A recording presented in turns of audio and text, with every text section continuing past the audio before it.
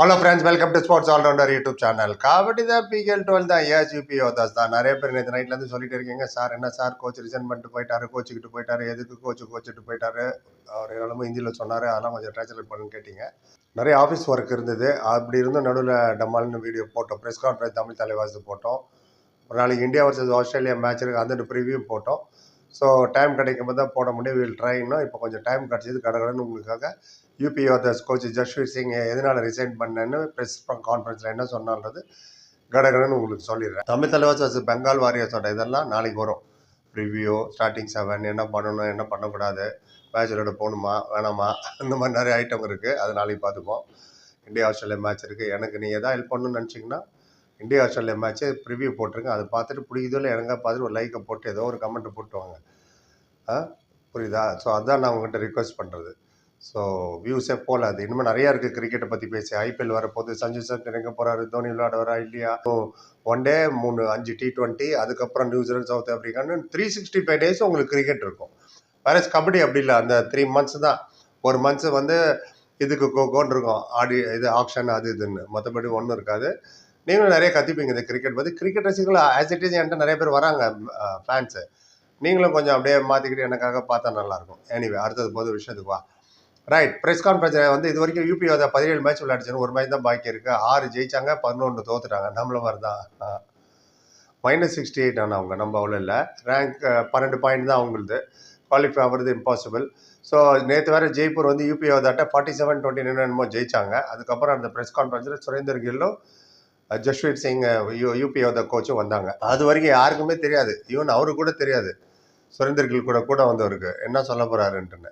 First எடுத்தோடனே request வச்சுட்டாரு ஜஸ்வீர் சிங். என்ன சொன்னார்னா, सारे एक साथ सवाल करो ताकि मैं एक साथ ஷார்ட் में सबका ஜவாப் दे दूं அப்படின்னாரு. அதாவது நீங்கள் எல்லாருமே மொத்தமாகவே எல்லா கேள்விகள் எல்லாமே என்னை கேட்டுருங்க, எல்லாத்துக்கும் சேர்த்து நான் ஷார்ட்டாக ஒரு பதில் சொல்கிறேன் அப்படின்னாங்க. ஜேர்னலிஸ்ட் கூட யாருக்கும் தெரியாது ரிசைன் பண்ண போகிறாருன்னு.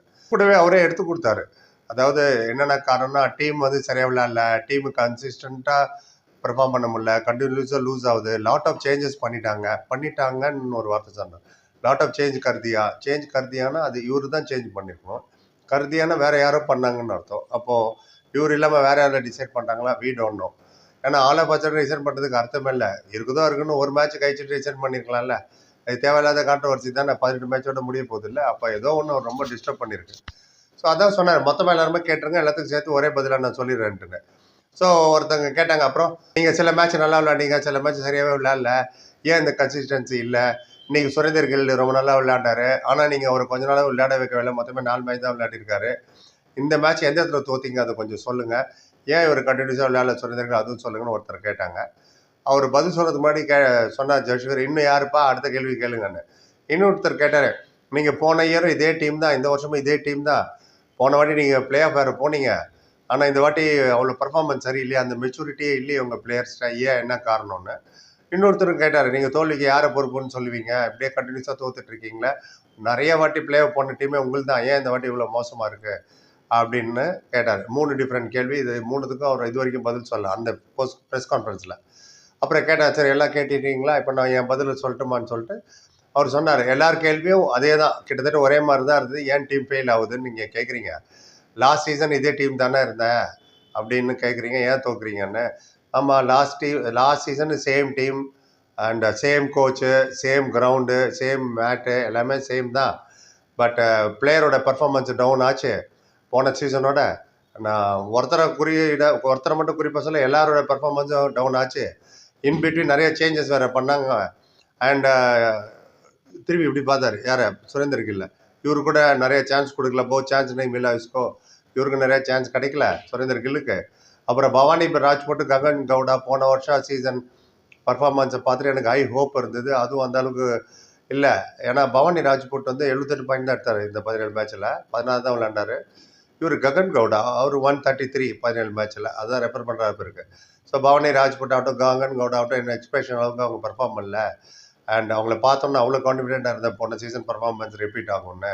ஸோ நான் எல்லா ப்ளேமும் தூக்கி என் பிளேயர் மேலே போட எனக்கு இஷ்டம் இல்லை. நாங்கள் தோக்கிறதுக்கு காரணம் பிளேயர் தான்ட்டுன்னு இங்கே கை காட்ட மாட்டேன்.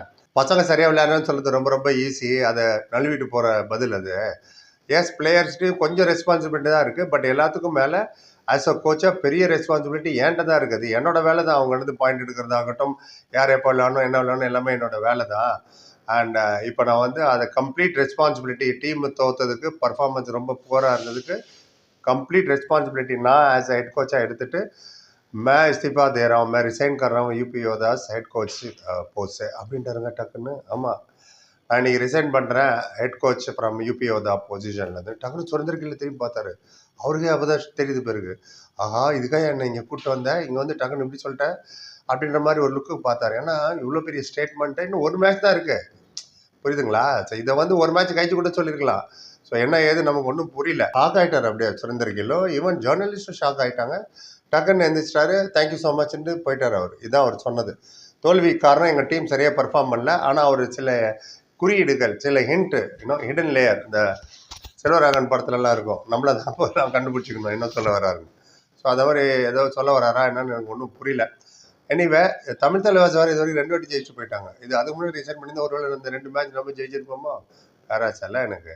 எனிவே இதான் நடந்தது. நிறைய பேர் கேட்டீங்க, அப்டேட் பண்ணிட்டேன். நீங்கள் செய்ய வேண்டியதில் என்ன, பிடிச்சிருந்தா like comment share and subscribe. அதே மாதிரி பிடிக்கலன்னா கூட என்னோட இந்தியா வர்சஸ் ஆஸ்திரேலியா ரிவ்யூ போட்டிருக்கேன். அதில் போய் உங்களுக்கு என்னென்ன வீடியோ கேளுங்க, அது யார் யார் என்னென்ன வீடியோ கேட்குறோம் எல்லாத்தையும் போடுவோம், டைம் கிடைக்கும் போதெல்லாம் அதில் போடுங்க அண்ட் சப்போர்ட் பண்ணுங்கள் அந்த கிரிக்கெட்டையும். ரைட், பரிபாத்திரம் like comment share and subscribe. சந்திக்கிறேன். Thank you so much.